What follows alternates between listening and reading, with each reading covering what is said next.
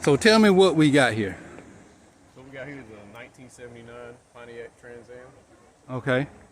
It's got a 400 Pontiac small block, 204R overdrive transmission with a 373 10-bolt rear end.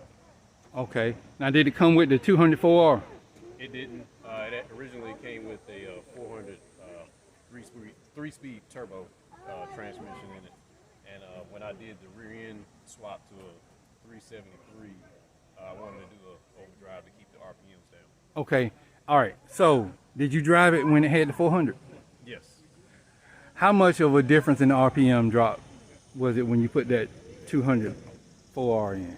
So, for me, going 70 miles an hour and then going to the overdrive, it dropped it down about 800 RPM. Wow. That's huge.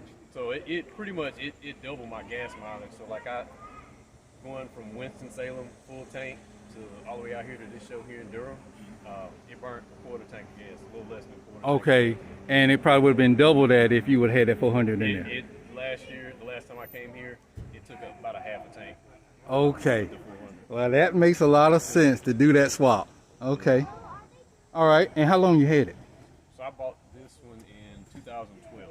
Okay. Off of Craigslist, and then it came out of Hendersonville, Okay. North Carolina. Okay.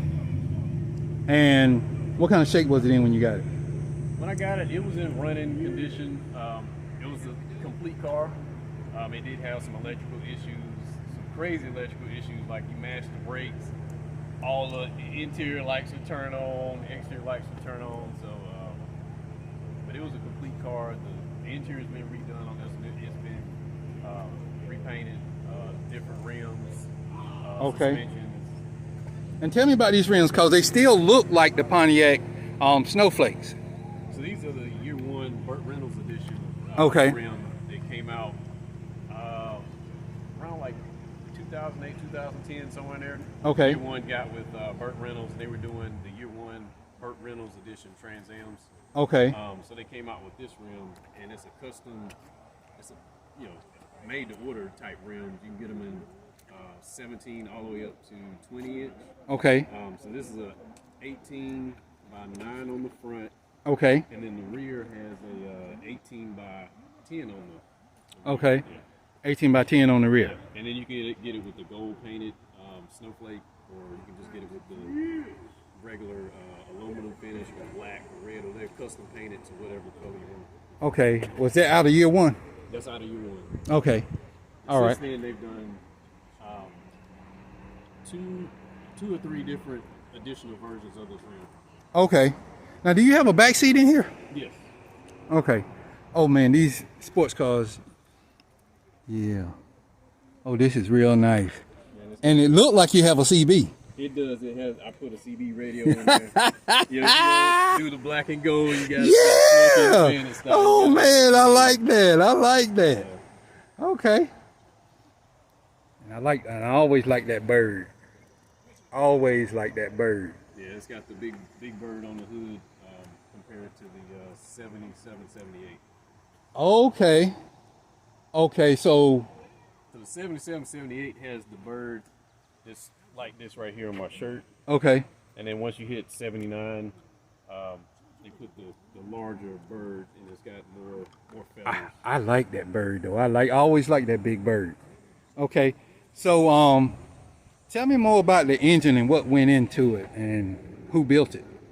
This is actually not the original engine that came in it. So it was supposed to have from the factory a 403 Oldsmobile. Right, because it's automatic. Right. Okay. But when I got the car, it had this 400 small block in there. So it's a 75 Pontiac block.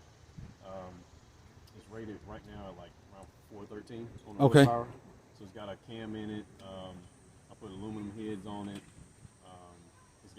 I did a serpentine belt conversion on it. Got an upgraded distributor.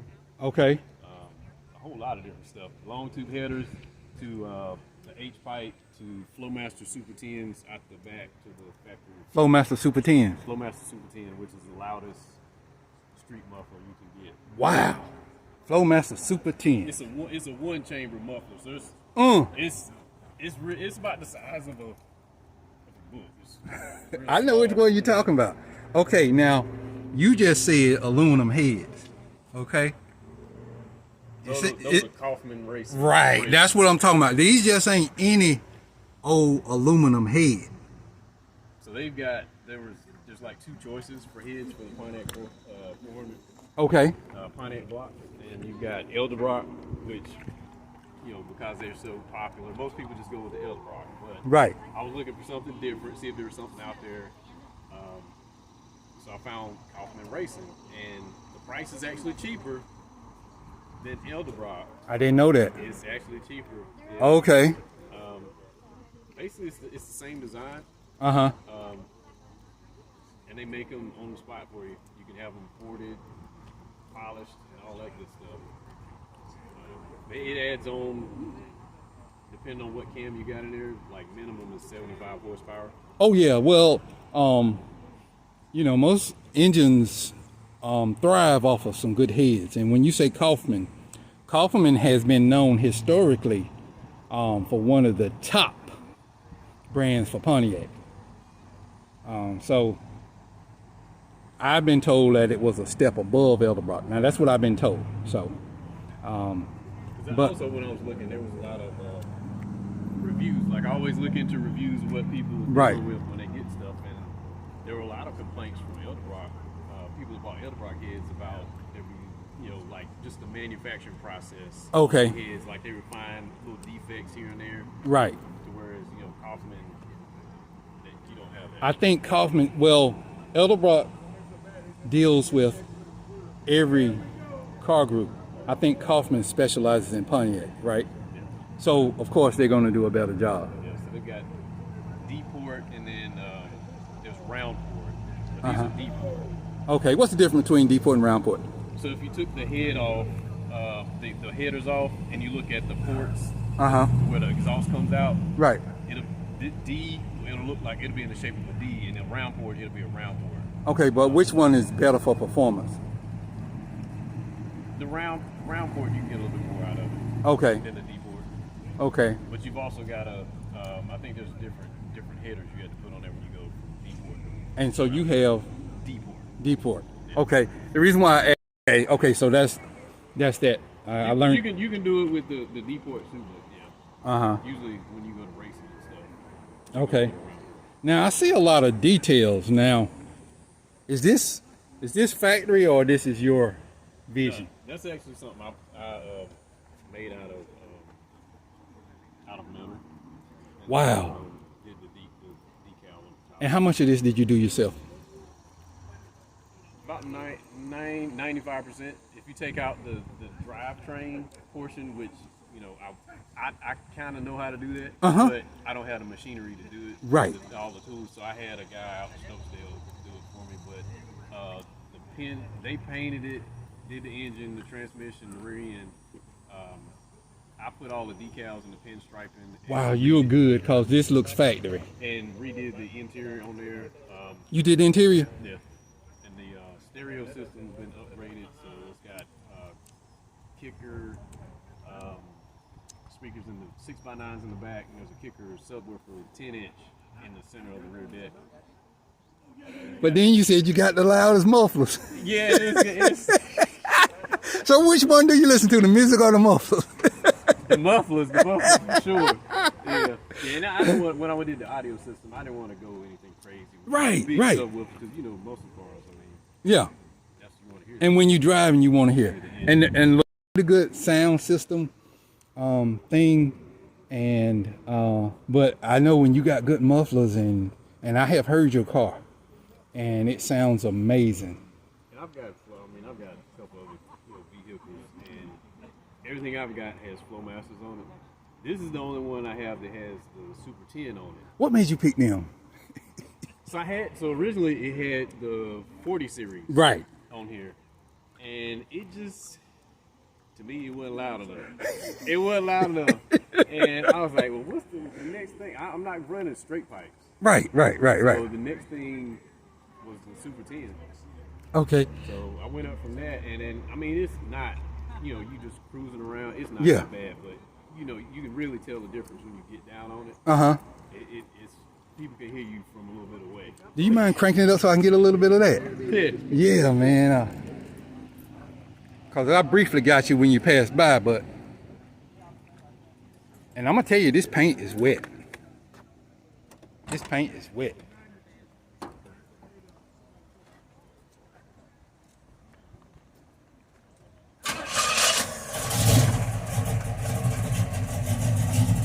Oh yeah. Oh, she sound good. She sound good.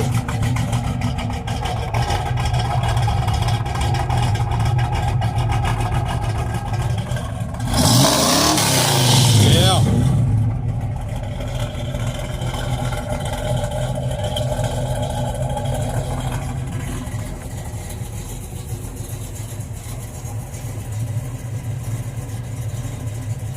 Trans Am, baby. Trans Am. Trans Am. I'm trying to get you from all angles. Trans Am. Factory sticker. Trans Am.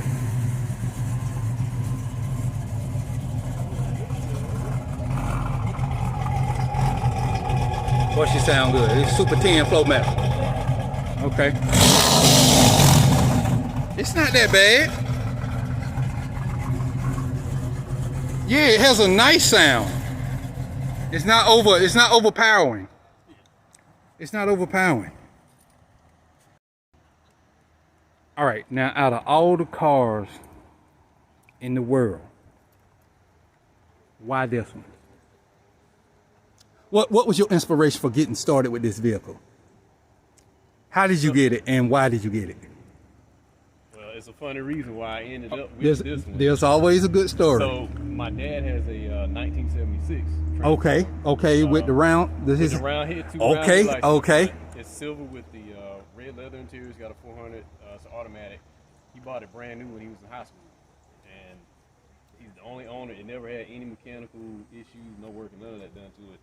And when I got old enough to drive, he didn't want to let me have it. And I stayed on him for so long. I was like, man, I gotta go ahead and get something, or I'm gonna be too old to do you want to fool with it.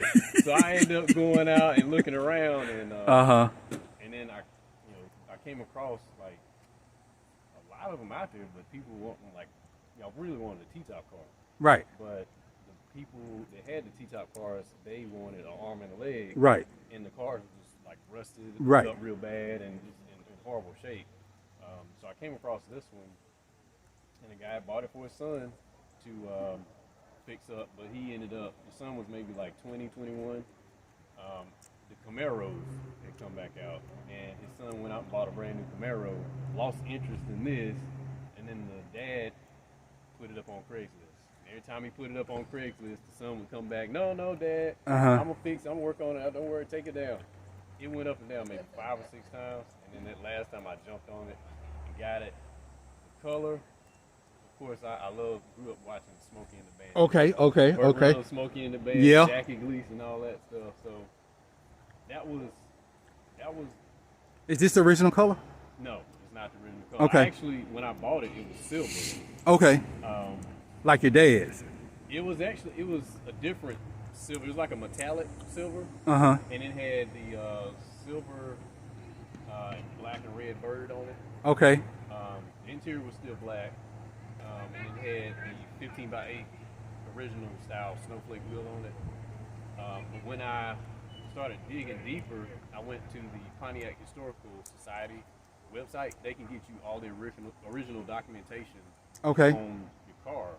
So you were serious. So I went and had them, sent them the VIN number, everything, and they sent me back the dealership papers and a lot of the brochures and all that stuff that came out during '79. So I found out that the car was actually a gold on gold. So the interior was gold, the outside was gold. It was basically just a standard Trans Am, nothing special on it. It did have air on it, but other than that, there were no,